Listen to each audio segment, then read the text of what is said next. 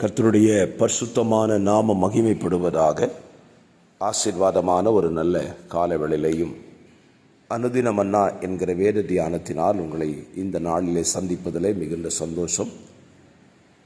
புதிய நாளை காண செய்த கர்த்தருக்கு மனதார நன்றி சொல்லுவோம். இந்த நாளிலேயும் நம்முடைய தியானத்திற்காக ஆதியாகமம் 24ஆம் அதிகாரத்தினுடைய 3வது பகுதிக்கு நேராய் நாம் கடந்து வரலாம். ஆபிரகாமுடைய மகனாகிய ஈசாக்குக்கு பெண் தேடுகிற படலத்தில் இப்பொழுது எலியேசருக்கு முன்பதாக நிற்கிற ரெபெக்காளை குறித்து இந்த காலவெளியிலே நாம் சிந்திக்கலாம். இந்த அதிகாரம் நாம் சிந்திப்பதற்கு ஏராளமான காரியம் இருக்கிறதுனாலே இந்த அதிகாரத்தை தொடர்ந்து பேசுகிறேன்.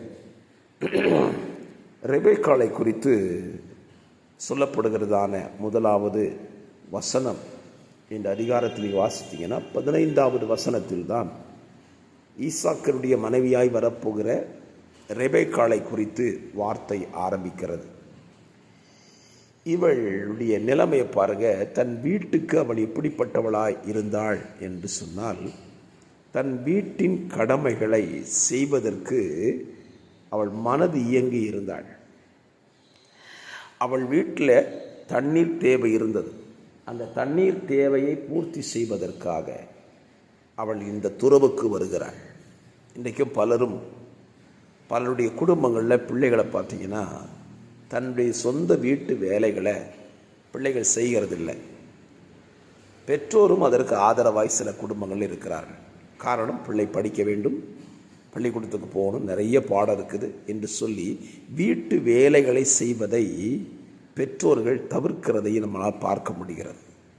இதனால் வரக்கூடிய அபத்தம் என்ன? அவருடைய திருமண வாழ்க்கை என்று வரும்பொழுது தான் இந்த பிரச்சனை அங்கே வெடிக்கும். ஏனென்றால் வீடுகளில் வேலை செய்து பழகாததினாலே தாங்கள் செல்லுகிற பவனங்களில் வேலை செய்வதற்கு அவர்களுக்கு இயலாமையாய் மாறிவிடுகிறது. என்னை கேட்கிற அருமையான கர்த்தருடைய பிள்ளைகளே, உங்கள் வாழ்க்கையை உங்கள் பிள்ளைகளில் சற்று சிந்தித்து பாருங்கள். உங்கள் பிள்ளைகள் உங்கள் வீடுகளில் உள்ளதான வேலைகளை செய்வதற்கு எப்படிப்பட்டவர்களாக இருக்கிறார்கள்? மன உற்சாகத்தோடு இந்த வேலைகளை செய்கிறார்களா அல்லது வேலை செய்யாமலே இருக்கிறார்களா என்பதை கவனிக்க வேண்டும். ரெபெக்காள் தன்னுடைய வீட்டுக்கு தேவைப்பட்ட தண்ணீரை சேகரித்து கொண்டு தான் வரும்படியாக தான் இந்த துறவுக்கு வருகிறாள். அப்படியானால் நான் ரெபெக்காளை சொல்லுவேன், அவள் தன் வீட்டு வேலைகளை செய்வதில் ஸ்தோத்திரம் மனது இயங்கி இருந்தாள். இரண்டாவது, இதை ரெபெக்காள் இடத்தில் நாம் கற்றுக்கொள்ள வேண்டும். தன்னிடத்தில் கேட்கிற யாருக்கும் கொடுக்கிற மனப்பான்மையை பெற்றிருந்தாள். இந்த ஆபிரகாமுடைய வேலைக்காரன் துறவண்டை நிற்கிறான். இவள் தண்ணீரை துறவில் கொண்டு போய் இறங்கி போய் மொண்டு மேலே வரும்போது கேட்குறான், தண்ணி வேணும் அப்படின்னு சொன்ன உடனே அவள் என்ன சொல்கிறா பாருங்க. ஸ்தோத்திரம் 18வது வசனம். அதற்கு அவள், குடியும் என் ஆண்டவனே என்று சீக்கிரமாய் குடத்தை தன் கையில் இறக்கி கொண்டு அவனுக்கு குடிக்க கொடுத்தாள். குடித்த பின், உம்முடைய ஒட்டகங்களுக்கு குடித்து தீர்வு மட்டும் அவைகளுக்கு மொண்டு வார்ப்பேன் என்று சொல்லி சீக்கிரமாய் தன் குடத்தை தண்ணீர் தொட்டியில் ஊற்றிவிட்டு இன்னும் மொண்டு வர துறவண்டையில் ஓடி அவனுடைய ஒட்டகங்களுக்கெல்லாம் மொண்டு வார்த்தாள். ரொம்ப கடினம் பாருங்க. இன்றைக்கி நம்ம பிள்ளைகள் தங்களுடைய சொந்த தேவைகளை சந்தித்துக் கொள்வதற்கே மற்றவருடைய உதவியை எதிர்பார்க்கிறார்கள். அப்படியானால் மற்றவருடைய உதவி இவர்களால் செய்ய முடியுமா? அந்த ரெபெக்காளை பாருங்க. இந்த எலியேசர் கேட்குறான், தண்ணி கொஞ்சம் குடிக்க தண்ணி வேணும்னு கேட்ட உடனே துறவில் போய் இறங்கி எடுத்துகிட்டு மேலே வரணும். கொஞ்சம் கஷ்டம்தான். இன்றைக்கெல்லாம் தண்ணி அப்படி கிடையாது. வீட்டில் நம்ம இருந்த ரூமுக்குள்ளேயே டேப்பை திருப்பினா தண்ணி வந்து, அந்த டேப்பை திருப்பிற தண்ணியை கூட எடுத்து குடிக்க மனசு இல்லாமல் அதுக்கு ஒரு வீட்டுக்குள்ளேயே வேலைக்காரர் வைப்பாங்க. நான் என்னுடைய வாழ்க்கையை சொல்லுவேன்.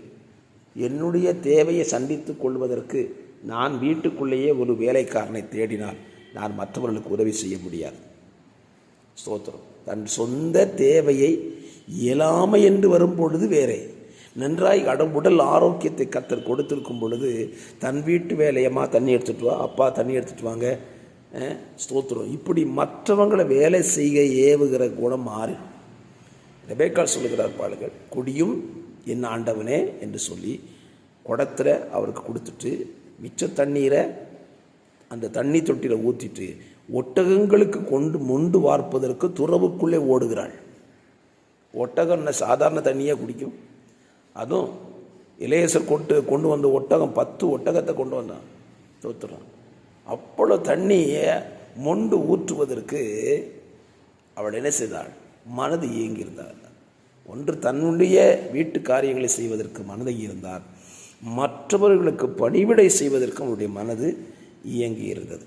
ஸ்தோத்திரம். இப்பொழுது ரெபெக்காள் இடத்துல இளையசர் பேசுகிறார் பாருங்கள். நீ யார், எங்கு உள்ளவன் சொன்ன உடனே அவள் அழகான ஒரு பதில் சொல்ல, தெளிவாக சொல்ல, தன்னுடைய குடும்பத்தை குறித்து தெளிவுள்ளவளாக இருந்தாள். இன்றைக்கி நிறைய பிள்ளைகளுக்கு தன் குடும்பத்தில் உள்ளவங்களுக்கு பற்றி தெரியாது. இது யாரும் கேட்டால் தெரியாது.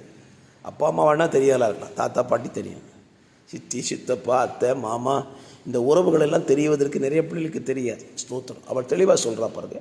நான் நாகோருக்கு மில்கால் பெற்ற குமாரனாகிய பெத்துவேலின் மகள் என்று சொன்னதும் அன்றி தன் குடும்பத்தை குறித்து தெளிவுள்ளவளாயிருந்தாள். இரண்டாவது சொல்கிற பாருங்க, எங்களிடத்தில் வைக்கோலும் தீவனமும் வேண்டிய மட்டும் இருக்கிறது, ராத்தங்க இடமும் உண்டு என்றாள். பாருங்க எவ்வளோ அழகாக சொல்கிறா. ஸ்தோத்திரம். அவன் கேட்குறான், ராத்தங்கிறதுக்கு உங்கள் வீட்டில் இடம் இருக்கான்னு கேட்டான். ஆமாம், எங்கள் வீட்டில் இடம் இருக்குது, எங்கள் வீட்டில் வேண்டிய சாப்பாடெலாம் எல்லா வசதியும் இருக்குதுன்னு சொல்கிறான். தன் குடும்பத்தை குறித்து நன்றாய் அறிந்திருந்தால் தன் குடும்பத்தில் மற்றவர்கள் தங்க வைக்கக்கூடிய மார்க்கத்தையும் அவள் சொல்லி முடிக்கிறாள்.